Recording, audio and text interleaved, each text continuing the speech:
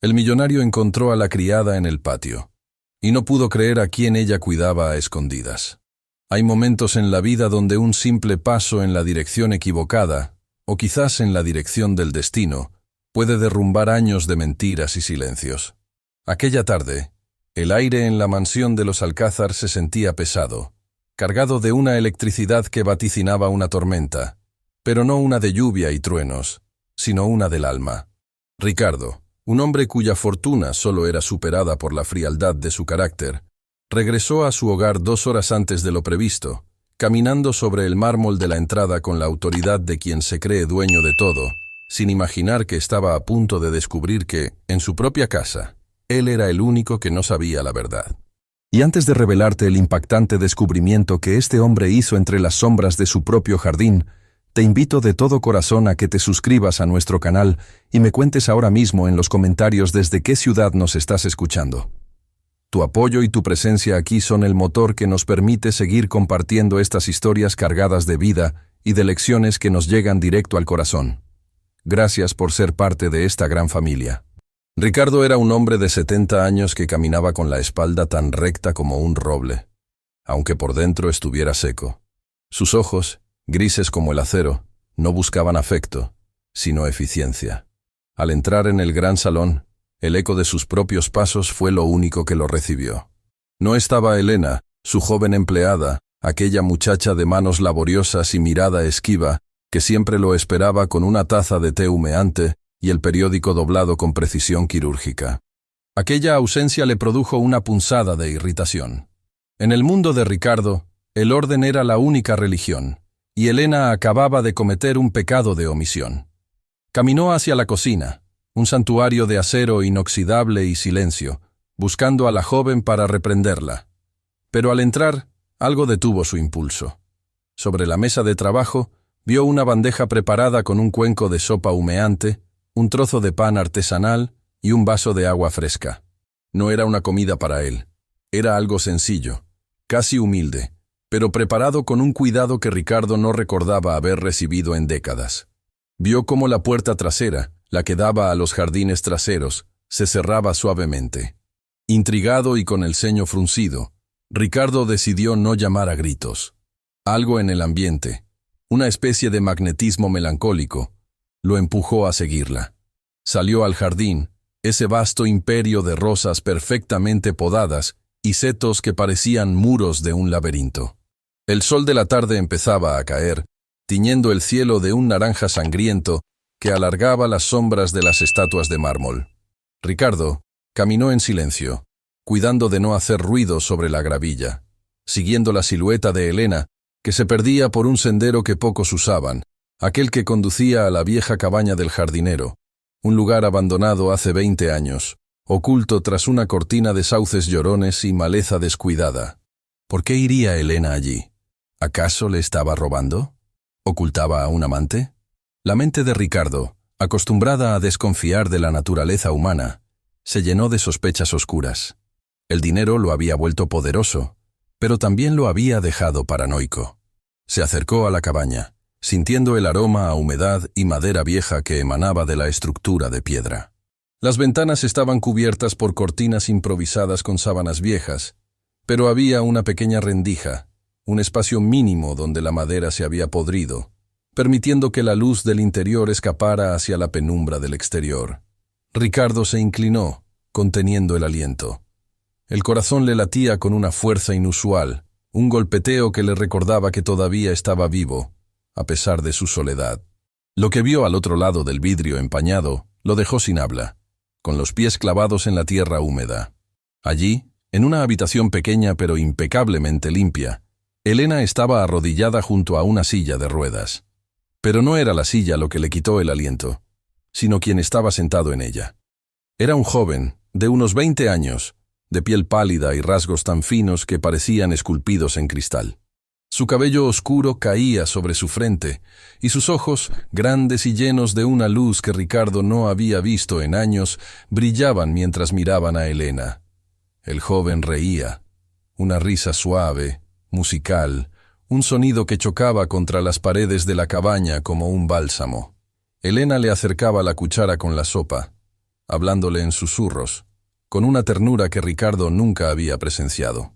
Ella le acariciaba la mejilla con el dorso de la mano, y el joven cerraba los ojos, disfrutando de ese contacto como si fuera el tesoro más grande del mundo. Ricardo sintió que el suelo se movía bajo sus pies.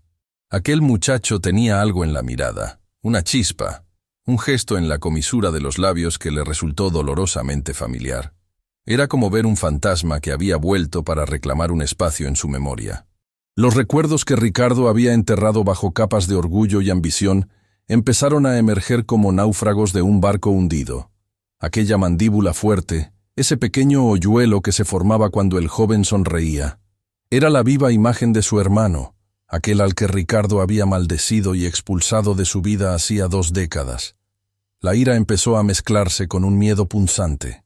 ¿Quién era ese muchacho? ¿Qué hacía en su propiedad? ¿Y por qué Elena, una simple empleada de confianza, se arriesgaba tanto para cuidarlo en secreto? Ricardo sintió una punzada de traición. Se sintió burlado en su propia casa, como si todos supieran un secreto que él, con todos sus millones, no podía comprar. Observó cómo Elena tomaba las manos del joven y empezaba a masajearlas con aceite, hablándole de las flores del jardín, prometiéndole que pronto, cuando el sol fuera menos fuerte, lo sacaría un momento a respirar el aire de los rosales. El millonario retrocedió un paso, tropezando con una rama seca que crujió bajo su zapato de piel fina. El sonido fue como un disparo en el silencio de la tarde. Dentro de la cabaña, Elena se tensó, mirando hacia la ventana con ojos llenos de pánico. Ricardo se quedó inmóvil, oculto por la sombra de un sauce, sintiendo cómo el sudor frío le recorría la nuca. El hombre que nunca le había temido a nada, el hombre que había doblegado a competidores feroces en el mundo de los negocios, ahora sentía que su mundo se desmoronaba ante la imagen de una empleada y un joven inválido. Se quedó allí, en la penumbra, mientras la luz del día se extinguía por completo. No podía entrar todavía, no tenía las fuerzas. Su mente era un caos de preguntas sin respuesta y de culpas que creía olvidadas. Aquel joven no solo estaba siendo cuidado a sus espaldas, estaba siendo amado en un lugar donde el amor había sido prohibido por decreto del propio Ricardo. Mientras regresaba hacia la mansión, caminando como un sonámbulo entre sus posesiones de lujo, Ricardo supo que esa noche no dormiría. El jardín de su casa ya no era un refugio de paz, sino un escenario de misterios que amenazaban con quemar todo lo que él había construido sobre la ceniza de su orgullo. La verdad estaba allí, a pocos metros de su cama, respirando en la oscuridad de una cabaña. Y él, el gran Ricardo Alcázar, tenía miedo de lo que esa verdad le exigiría entregar a cambio. Ricardo se dejó caer en su sillón de cuero negro, en la penumbra de un despacho que olía a libros viejos y a un aislamiento autoimpuesto. El tic-tac del reloj de pared parecía martillear sus sienes, marcando el ritmo de unos recuerdos que se negaban a permanecer enterrados. Aquel joven de la cabaña, aquella mirada, no podía ser una coincidencia. Con las manos temblorosas, abrió el cajón inferior de su escritorio, aquel que permanecía cerrado con llave desde hacía 2 décadas. Allí, al fondo, bajo un montón de documentos legales, encontró una fotografía amarillenta, con las esquinas dobladas por el peso del olvido. En la imagen, 2 hombres jóvenes abrazados sonreían frente a la antigua fachada de la casa familiar. Ricardo, el mayor, ya mostraba esa expresión severa y ambiciosa. A su lado, Alberto, su hermano menor, irradiaba una luz que siempre había irritado a Ricardo. Alberto era el soñador, el que prefería la poesía a los balances contables, el que creía que la mayor fortuna de un hombre no se contaba en billetes, sino en abrazos. El mundo no se construye con rimas, Alberto, se construye con acero, le decía Ricardo con desprecio. Pero Alberto solo se reía y le recordaba que el acero, sin un corazón que lo sostenga, solo sirve para construir prisiones. El recuerdo de su última pelea volvió con la nitidez de una herida abierta. Fue una noche de tormenta, muy parecida a la que se gestaba ahora en su pecho. Alberto había llegado a la oficina pidiendo ayuda, no para él, sino para una de las familias de los obreros que habían quedado en la calle tras una de las feroces reestructuraciones de Ricardo. Son personas, hermano. No son números en una tabla, le gritó Alberto con los ojos empañados. Ricardo, cegado por la soberbia y por el miedo a parecer débil ante sus socios, le señaló la puerta con una frialdad que aún hoy le helaba la sangre. Si vas a poner los sentimientos por encima del apellido Alcázar, entonces no eres un Alcázar. Vete y no vuelvas hasta que entiendas cómo funciona el mundo real. Alberto no volvió. Se marchó bajo la lluvia, renunciando a su herencia, a su apellido y a la protección de su hermano mayor. Meses después, Ricardo recibió noticias indirectas de que su hermano se había casado con una mujer humilde y que vivían casi en la miseria, pero se negó a leer las cartas que llegaban a la mansión. Cada sobre que veía con la caligrafía de Alberto terminaba en la chimenea, convertido en cenizas. El orgullo de Ricardo era un muro de piedra que él mismo alimentaba cada día, convencido de que su hermano terminaría regresando de rodillas para pedir perdón. Pero el perdón nunca llegó, y el silencio se volvió eterno cuando años más tarde un escueto informe le comunicó que Alberto había fallecido en un accidente, dejando tras de sí un rastro de deudas y una familia de la que Ricardo no quiso saber nada. Él eligió su camino. Se repetía a sí mismo frente al espejo, tratando de ignorar el vacío que crecía en su estómago. Cerró el corazón bajo 7 llaves, reemplazando la calidez humana por el frío mármol de su mansión y la compañía de empleados que le temían más de lo que lo respetaban. Ahora, sentado en la oscuridad, Ricardo miraba la foto y luego miraba hacia la ventana que daba al jardín. El parecido del joven de la silla de ruedas con el Alberto de la foto era aterrador. Era como si el tiempo se hubiera detenido y la genética hubiera decidido cobrarle una deuda pendiente. El orgullo, ese compañero fiel que lo había hecho inmensamente rico pero profundamente miserable, empezaba a agrietarse. ¿Quién era ese muchacho? ¿Y cómo era posible que estuviera respirando el aire de sus jardines sin que él lo supiera? El pasado, que Ricardo creía haber incinerado en aquella chimenea, estaba de regreso, y esta vez no bastaría con cerrar la puerta para ignorarlo. Ricardo no pudo quedarse en su despacho. La curiosidad, mezclada con un miedo que no lograba admitir, lo arrastró de nuevo hacia la humedad del jardín. Esta vez se movió con la cautela de un depredador que teme ser descubierto por su propia presa. Se apostó detrás de un viejo roble, cuyas ramas desnudas se entrelazaban como dedos acusadores contra el cielo violeta. Desde allí, la ventana de la cabaña le ofrecía un cuadro que ningún pintor de su colección de arte podría igualar. Una escena de humanidad pura, desprovista de las etiquetas de precio que regían su mundo. El joven, a quien Elena llamaba Julián, tenía las manos apoyadas sobre una manta de lana gastada. Sus dedos eran largos y finos, moviéndose con una lentitud que delataba una batalla constante contra su propio cuerpo. Pero lo que realmente perturbaba a Ricardo era su rostro. Julián no tenía la amargura que suele acompañar al sufrimiento. En cambio, poseía una paz que insultaba la turbulencia interna del millonario. ¿Te gusta la sopa, Julián?, preguntó Elena con una voz que Ricardo nunca le había escuchado en la mansión. Era una voz llena de colores, de vida, de una calidez que solo nace de la entrega absoluta. «Está deliciosa, Elena, como todo lo que haces», respondió el joven. Su voz era suave, pero tenía una firmeza sorprendente. «Gracias por no dejarme solo. A veces, cuando el dolor aprieta, siento que las paredes se cierran sobre mí.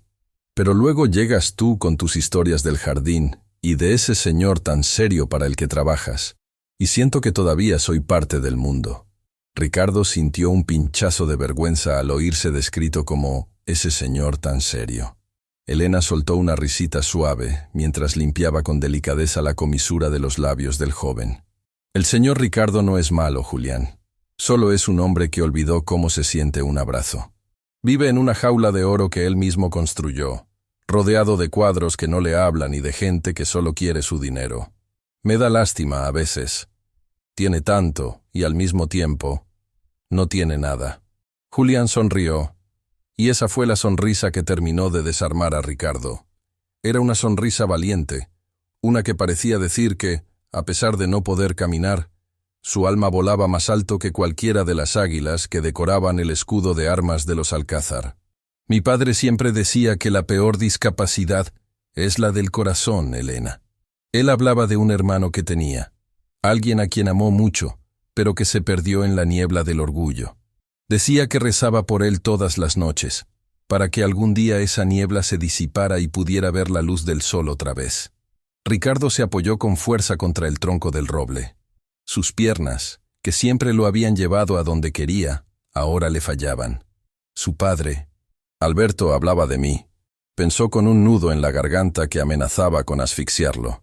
El joven continuó hablando, ajeno a que el hombre de quien hablaba estaba a pocos metros, oculto entre las sombras, llorando lágrimas secas que quemaban como ácido. ¿Crees que algún día lo conoceré, Elena?, preguntó Julián con un anhelo infantil. A veces sueño que ese hombre entra por esa puerta. Me mira y simplemente me dice que todo está bien, que no tengo que esconderme más.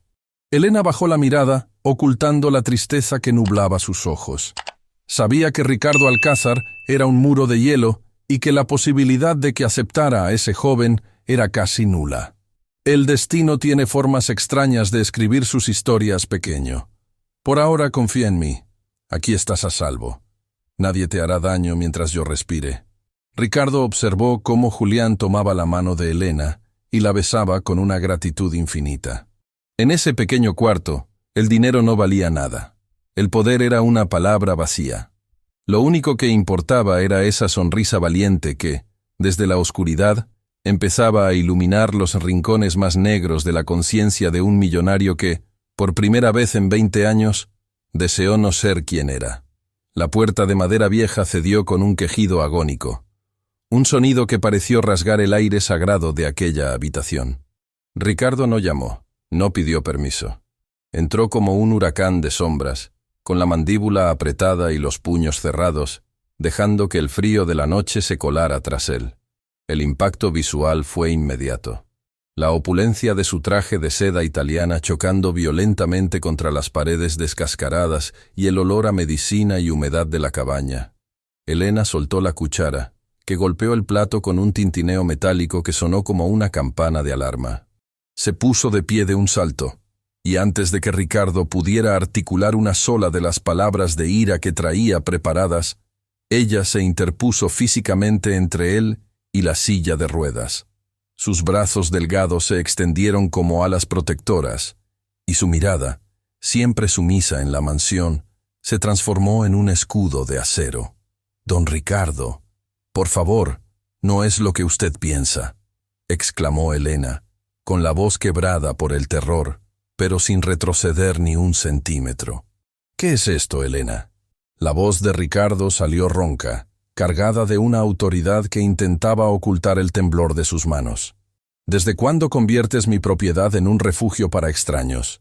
¿Desde cuándo me mientes en mi propia cara mientras comes de mi mesa? Esto es una traición, una invasión». Ricardo señaló al joven con un dedo acusador, pero al hacerlo, sus ojos volvieron a encontrarse con los de Julián. El muchacho estaba pálido. Sus hombros se habían encogido por el susto, pero no bajó la cabeza. Había una dignidad silenciosa en su fragilidad que irritaba y conmovía a Ricardo al mismo tiempo. «No me grite, señor. Se lo suplico», dijo Elena, dando un paso hacia adelante, desafiando la distancia social que los separaba. «Él no es un intruso. Julián no tiene a nadie más en este mundo.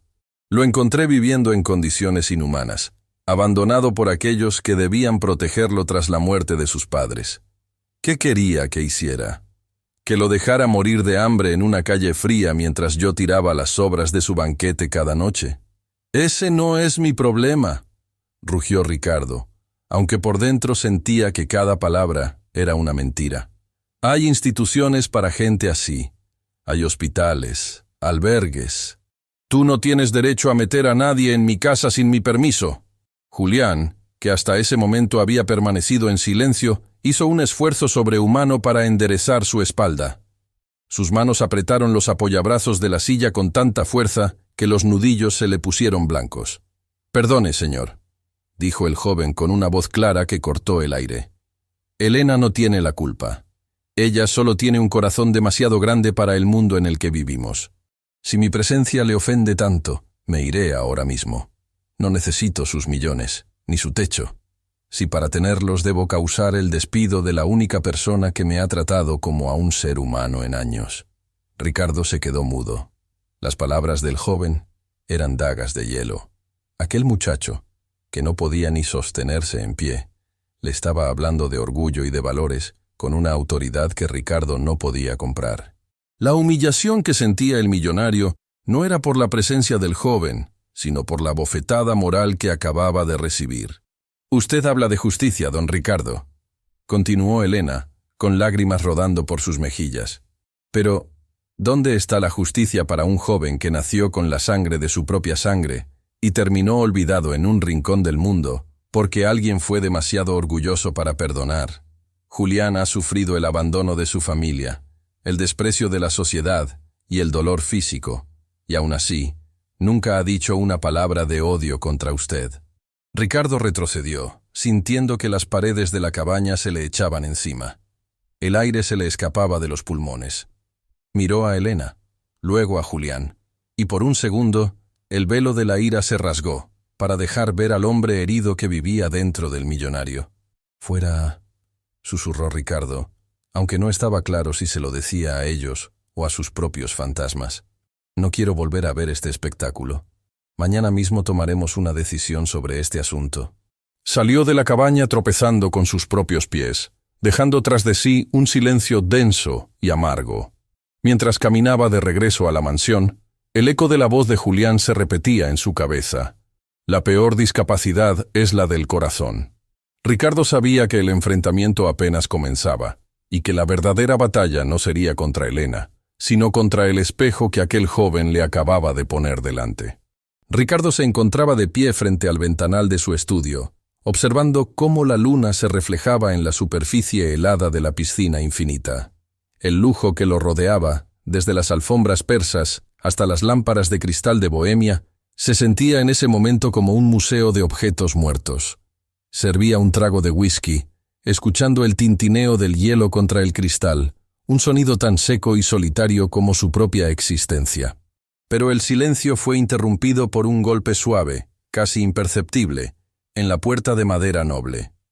«Pase», dijo él, sin darse la vuelta, con una voz que cortaba como un cuchillo de hielo.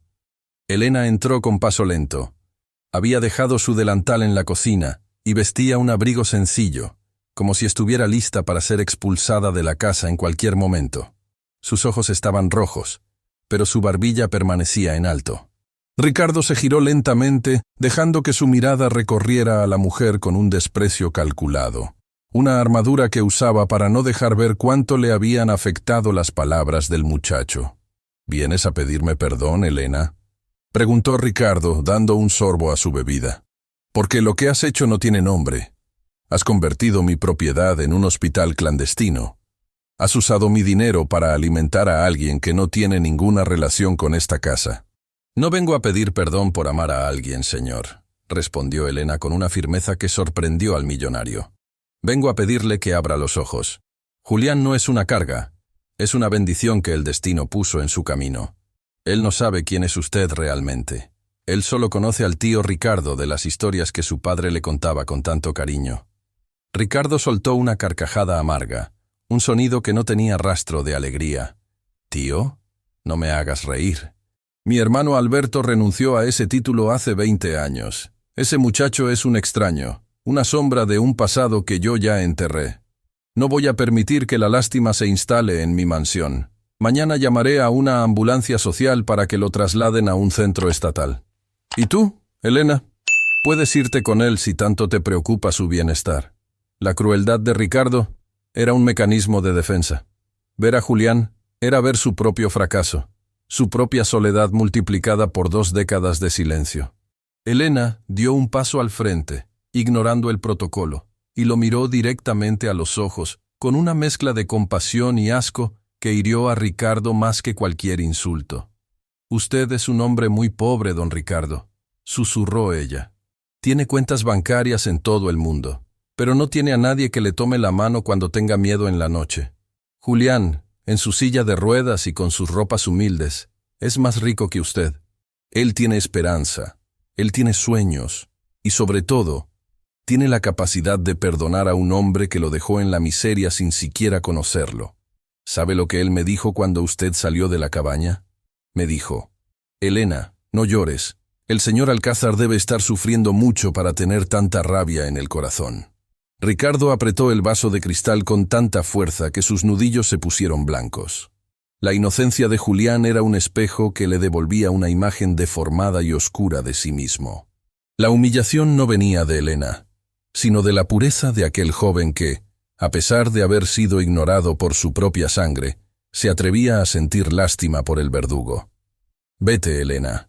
Vete antes de que pierda la poca paciencia que me queda», sentenció Ricardo, dándole la espalda de nuevo. Elena caminó hacia la salida, pero antes de cerrar la puerta, dejó caer una última frase que quedó flotando en el aire denso del estudio. «Mañana se lo llevarán, es cierto.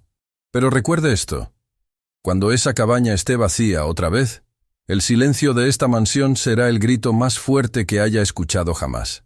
Usted no está echando a un intruso, está matando la última oportunidad que Dios le dio de volver a ser humano».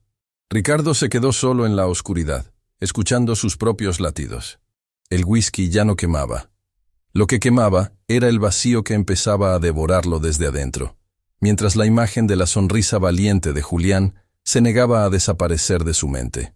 Ricardo se hundió en su silla de cuero, sintiendo que el peso de sus 70 años se duplicaba de golpe. El silencio de la mansión, que antes le parecía un símbolo de triunfo y estatus, ahora le zumbaba en los oídos como un reproche constante. Sus ojos se posaron en el borde de su escritorio de caoba, donde Elena, antes de salir con esa dignidad herida que lo había dejado mudo, había depositado un sobre amarillento, gastado por el tiempo y el roce de muchas manos. Con los dedos temblorosos, Ricardo tomó el papel. El solo tacto del sobre le produjo un escalofrío. El papel estaba rugoso, con manchas que parecían ser de lágrimas secas de hace décadas. Al darle la vuelta, reconoció la caligrafía. Era una letra inclinada, elegante pero apresurada, la letra de su hermano Alberto. Hacía 20 años que no veía esos trazos. 20 años desde que decidió que el orgullo valía más que la sangre. Al abrirla, un leve aroma a papel viejo y a un tiempo olvidado inundó sus sentidos. «Querido Ricardo», comenzaba la carta, y ese simple encabezado fue como una estocada directa al centro de su pecho. «Si estás leyendo esto, es porque mi tiempo se ha acabado y Elena ha cumplido su promesa. Sé que nuestra última charla fue amarga. Sé que me echaste de tu vida y que yo, con el mismo orgullo que compartimos, juré no volver. Pero la vida me ha dado una lección que tú aún no has aprendido. El dinero no puede comprar un solo segundo de salud, ni un gramo de paz cuando ves a los que amas sufrir». Ricardo tuvo que detenerse. El aire le faltaba. Siguió leyendo, con los ojos nublados por una humedad que se negaba a reconocer como llanto. Alberto le contaba sobre el accidente, aquel choque fatídico que le arrebató a su esposa y que dejó a su pequeño Julián atrapado en un cuerpo que no le respondía. Le hablaba de la pobreza extrema, de cómo trabajaba de sol a sol para pagar las medicinas, y de cómo Elena, que entonces era una joven vecina con un corazón de oro, se convirtió en el ángel que los cuidó cuando el mundo les dio la espalda. «Elena me prometió ante Dios que, cuando yo ya no estuviera, buscaría la forma de acercar a Julián a ti. No para pedirte tus millones, Ricardo, sino para que mi hijo no creciera pensando que estaba solo en el universo. Te pido perdón por mi soberbia, hermano. Te pido que mires a Julián no como una carga, sino como el hijo que la vida te negó y el perdón que yo siempre quise pedirte». La carta terminaba con una frase que terminó de derrumbar el muro de hielo que Ricardo había construido. «No dejes que el apellido Alcázar sea recordado por su oro, sino por la capacidad de su último hombre de volver a amar». Ricardo dejó caer la carta sobre el escritorio. El papel volvió a su lugar, pero el hombre que lo sostenía ya no era el mismo. Elena no era una empleada que lo traicionaba. Era la guardiana de una promesa sagrada, una mujer que había sacrificado su propia vida y seguridad para cumplir el deseo de un moribundo. ¿Y Julián? Julián era el pedazo de Alberto que él mismo había intentado arrojar al olvido. El millonario miró sus manos, esas manos que habían firmado contratos millonarios, y se dio cuenta de que estaban vacías. La verdad, guardada durante años en ese sobre, gritaba ahora en cada rincón de su conciencia. Ricardo sostuvo el papel amarillento contra su pecho, sintiendo que los bordes del sobre le cortaban la piel, pero ese dolor no era nada comparado con el incendio que se había desatado en su alma. Sus ojos, antes gélidos y distantes, ahora recorrían las líneas finales de la carta con una desesperación que nunca antes había conocido. Alberto no solo le pedía perdón, le estaba entregando lo más sagrado que un hombre puede dejar en este mundo, la vida de su propio hijo. El millonario recordó el informe que recibió hace años, aquel papel frío y administrativo que decía, sin sobrevivientes, tras el accidente en la carretera del norte. En aquel entonces, Ricardo no pidió detalles, no quiso ver fotos, ni siquiera asistió al entierro. Su orgullo le había servido de anestesia. Si todos estaban muertos, no había culpas que cargar, no había deudas que pagar. Pero ahora, la verdad le gritaba en la cara que su negligencia, su falta de interés por esa familia de pobres, lo había llevado a ignorar que su propio sobrino, su única sangre, estaba vivo y sufriendo a pocos kilómetros de su opulencia. «Hijo, es mi sobrino», susurró Ricardo a la nada, y la palabra sobrino le supo a ceniza y a milagro al mismo tiempo. Se levantó de la silla con una agilidad que no correspondía a sus años. El cansancio había desaparecido, reemplazado por una urgencia eléctrica. Miró a través del gran ventanal hacia la pequeña luz que aún brillaba en la cabaña del jardín. Julián estaba allí, el joven de la sonrisa valiente, el que reía a pesar de la silla de ruedas, el que hablaba de un tío que se había perdido en la niebla. Ese joven era un alcázar, tenía su sangre, tenía su linaje, y lo más importante, tenía el corazón que Ricardo había perdido en el camino hacia la fortuna. ¿Y tú, que me estás escuchando en este momento de tanta tensión, qué habrías hecho en el lugar de Ricardo? ¿Serías capaz de perdonarte a ti mismo después de tanto tiempo perdido? Escribe tu opinión en los comentarios y comparte este video con alguien que necesite escuchar esta historia hoy, porque a veces la justicia tarda, pero siempre encuentra el camino a casa. Ricardo salió del despacho a paso firme, sin importarle que el whisky se hubiera derramado sobre su escritorio millonario. Atravesó los pasillos de mármol que ahora le parecían pasadizos de una tumba. Al llegar a la puerta del jardín, el aire frío de la noche lo golpeó, pero ya no sentía el invierno. Sentía el calor de una revelación que le estaba devolviendo la humanidad. Mientras caminaba hacia la cabaña, las sombras de los árboles ya no parecían monstruos, sino testigos silenciosos de un hombre que iba al encuentro de su redención. Julián no era un intruso. Era el heredero de un amor que Ricardo había intentado asesinar, y que gracias a la lealtad de una empleada humilde, había sobrevivido para darle una última oportunidad de ser un hombre digno de su apellido. Ricardo no llegó a poner un pie dentro de la cabaña. Justo cuando su mano se posaba sobre el marco de madera, unas voces sibilinas, cargadas de un veneno que conocía demasiado bien, lo obligaron a detenerse y ocultarse tras la espesa cortina de hiedra que cubría el lateral de la construcción. No eran las voces de Elena ni de Julián. Eran voces que resonaban con el eco de la avaricia, voces que él mismo había sentado a su mesa de banquete durante años. Su primo Esteban y la esposa de éste, Beatriz. «Te lo advierto, Elena, nuestra paciencia tiene un límite», siseó Beatriz. Y Ricardo pudo imaginar perfectamente su rostro contraído por el desprecio. «Te hemos pagado lo suficiente para que mantengas a este muchacho lejos de la vista de Ricardo. Si él llega a descubrir que el hijo de Alberto está vivo y respirando en su propio jardín, todos nuestros planes se vendrán abajo». Ricardo sintió que el mundo se detenía. Un frío glacial, mucho más intenso que el de la noche, le recorrió la columna vertebral. ¿Pagado? ¿Planes? El millonario aguzó el oído, conteniendo la respiración mientras su corazón golpeaba contra sus costillas como un animal enjaulado. «Yo no acepté su dinero por ambición», respondió la voz de Elena, temblorosa pero digna. «Lo acepté porque Julián necesitaba medicinas y un techo, y ustedes juraron que si yo decía la verdad, don Ricardo lo mandaría a un asilo miserable para deshacerse del rastro de su hermano. Pero ya no puedo más. El señor está cambiando, lo veo en sus ojos. Él merece saber que tiene un heredero de su propia sangre. No digas estupideces, intervino Esteban con un tono autoritario y cruel. Ese muchacho no es un heredero, es un estorbo. Nosotros nos encargamos de que el informe del accidente fuera claro, sin sobrevivientes. Le costó una fortuna a esta familia alterar esos registros y mantener a los abogados en silencio.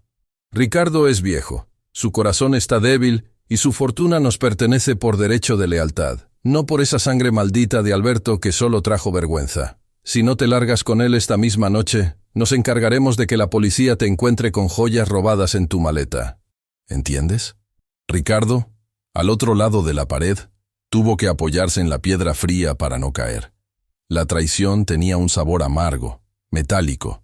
Aquellos parientes a los que él había ayudado, a los que había incluido en su testamento creyendo que eran los únicos que le quedaban, eran en realidad hienas que esperaban su muerte mientras ocultaban la existencia de su sobrino. Habían manipulado su dolor y su orgullo para asegurar una herencia manchada de mentiras. «Tomen su dinero y váyanse al infierno», gritó Elena, y se escuchó el sonido de un fajo de billetes golpeando el suelo. «No dejaré que toquen a Julián. Prefiero que nos echen a la calle antes de seguir siendo cómplice de su maldad». Ricardo cerró los ojos y apretó los puños. La sombra de la codicia familiar era más oscura de lo que jamás imaginó, pero ahora, la luz de la verdad le daba una fuerza nueva. Ya no era solo una cuestión de perdón, era una cuestión de justicia. Las hienas habían cometido el error de creer que el león estaba dormido, pero Ricardo Alcázar acababa de despertar. Y esta vez, su rugido no sería por dinero, sino por la protección de lo único puro que le quedaba en el mundo. Ricardo observó desde la oscuridad cómo las siluetas de Esteban y Beatriz se alejaban por el sendero, fundiéndose con las sombras de los árboles como dos espectros de maldad. El silencio que dejaron a su paso era denso, cargado de una toxicidad que el millonario sentía que le ensuciaba la piel. Esperó unos segundos, con los puños tan apretados que las uñas se le clavaban en las palmas. Quería salir, gritarles su traición, expulsarlos en ese mismo instante, pero algo en su instinto de cazador lo detuvo. Necesitaba que la caída de esos buitres fuera total, definitiva, y frente a los ojos de todos. Al asomarse nuevamente por la rendija de la cabaña, vio a Elena hundida en una vieja silla de madera, con el rostro cubierto por sus manos laboriosas. Sus hombros se sacudían en un llanto silencioso. Ese llanto que nace de la impotencia y del agotamiento de quien ha cargado el peso del mundo sobre su espalda durante demasiado tiempo. Julián, desde su silla de ruedas, estiró su mano pálida y la colocó sobre la cabeza de la mujer, acariciando su cabello con una ternura que le rompió el alma a Ricardo. «No llores, Elena», susurró el joven. «Vámonos. No importa que volvamos a la calle. Prefiero el frío del parque a que sufras estas humillaciones por mi culpa. Ya has hecho demasiado. Me has dado años de vida que no me pertenecían». Elena levantó la vista, con los ojos empañados pero llenos de una resolución inquebrantable. «No es por el dinero, Julián. Nunca fue por el dinero. Es por la promesa que le hice a tu padre. Es porque tú eres un alcázar, y no es justo que vivas como un fugitivo mientras los que te odian disfrutan de lo que te pertenece. Pero tienen razón. Si nos quedamos, te harán daño. Esa gente no tiene alma». Ricardo vio cómo la empleada empezaba a guardar las pocas pertenencias del joven en un bolso de lona gastado. Guardaba las medicinas, una manta vieja y la foto de Alberto. Estaba dispuesta a marcharse a la medianoche, a enfrentar la pobreza extrema y la amenaza de una denuncia falsa por robo, con tal de proteger la dignidad de aquel muchacho. Ella, que no compartía ni una gota de sangre con Julián, estaba demostrando una lealtad que Ricardo no había encontrado en ninguno de sus socios comerciales ni en sus parientes de apellido ilustre. El millonario se alejó de la cabaña con paso silencioso, regresando a la mansión por el camino de las sombras. Sentía una mezcla de asco por su propia ceguera y una admiración profunda por esa mujer humilde que le estaba dando la lección más grande de su vida. «Mañana», se dijo a sí mismo mientras subía las escaleras de mármol, «mañana el jardín dejará de ser un cementerio de secretos y se convertirá en el lugar donde la justicia finalmente florezca». Ricardo ya no era el hombre que bajó del auto esa tarde. Ahora era un hombre con una misión, y el sacrificio de Helena no sería en vano. La lealtad de una empleada había salvado a su heredero, y ahora le tocaba a él demostrar que un alcázar todavía sabía cómo proteger lo que amaba. La gran mesa de caoba del comedor principal brillaba bajo la luz de la enorme lámpara de cristal, pero el ambiente era gélido. Esteban y Beatriz estaban sentados a la derecha de Ricardo, luciendo sus mejores galas y sonriendo con una suficiencia que revolvía el estómago. Creían que esa noche, tras las amenazas vertidas en la cabaña, Helena y el muchacho se habrían marchado para siempre, dejando el camino libre hacia la herencia. Ricardo permanecía en la cabecera, en silencio, observando cómo su primo servía un vino costoso con la soltura de quien ya se siente dueño de la mansión. «Brindemos, Ricardo», dijo Esteban, levantando su copa con una falsa calidez. «Por la familia, por tu salud, y porque pronto este apellido recupere la gloria que merece, sin sombras del pasado que nos distraigan». Ricardo no levantó su copa. Se limitó a mirar fijamente a Esteban, con unos ojos que parecían leer hasta el rincón más oscuro de su alma traidora. El silencio se prolongó tanto que Beatriz empezó a removerse en su silla, nerviosa.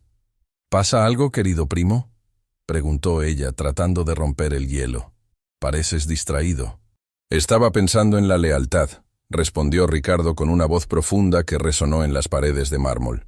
«Me preguntaba cuánto cuesta comprar el silencio de un abogado o cuánto se le paga a un funcionario para que declare que no hubo sobrevivientes en un accidente de carretera». El color desapareció del rostro de Esteban de forma instantánea. La copa de vino tembló en su mano. Beatriz abrió la boca, pero no salió ningún sonido. En ese momento, las grandes puertas dobles del comedor se abrieron de par en par. Helena entró con paso firme, vestida con su uniforme impecable, pero esta vez no traía una bandeja. Empujaba la silla de ruedas de Julián. El joven, aunque asustado, mantenía la mirada alta, y por primera vez, la luz del candelabro iluminó sus rasgos, haciendo que el parecido con Alberto fuera innegable para cualquiera que tuviera ojos. «¿Qué significa esto?», gritó Esteban poniéndose de pie con una rabia nacida del pánico.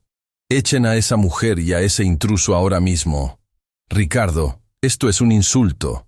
«El único insulto aquí son ustedes», rugió Ricardo, poniéndose de pie con una fuerza que hizo vibrar la mesa.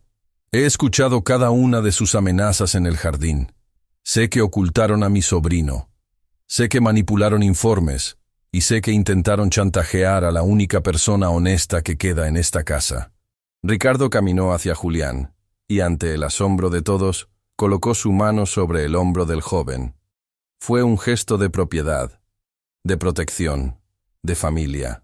«Escúchenme bien», continuó el millonario, señalando a los traidores con un desprecio absoluto. «Julián es el hijo de mi hermano Alberto. Es un alcázar de sangre y de alma, y desde este preciso instante, él es mi único y legítimo heredero. Ustedes no solo están fuera de mi testamento, sino que tienen exactamente 10 minutos para recoger sus miserias y largarse de mi propiedad. Mis abogados ya tienen las pruebas de sus fraudes, y les aseguro que la justicia será tan implacable con ustedes como ustedes lo fueron con este niño». Beatriz rompió en un llanto de rabia, mientras Esteban intentaba balbucear una disculpa, pero Ricardo les dio la espalda. No había nada más que hablar.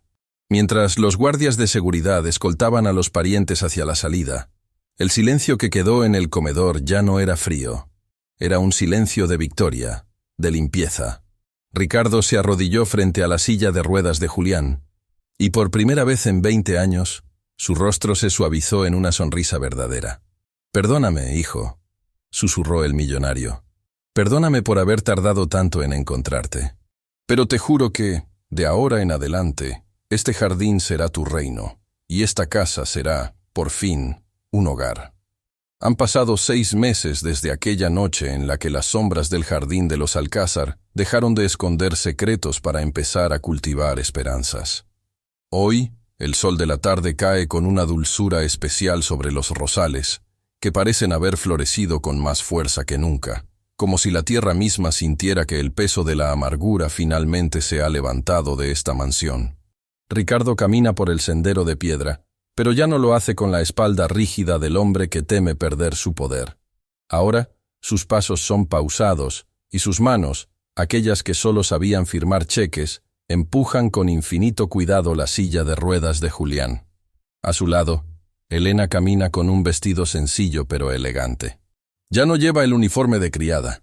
Ricardo se encargó de que ella fuera reconocida no como una empleada, sino como el ángel guardián de la familia, la mujer cuya lealtad inquebrantable salvó el linaje de los Alcázar de la extinción emocional. Se detienen frente a la fuente central, donde el agua cristalina danza bajo la luz dorada. Ricardo se inclina, corta una rosa roja perfecta y se la entrega a su sobrino con una sonrisa que le ilumina el rostro surcado de arrugas.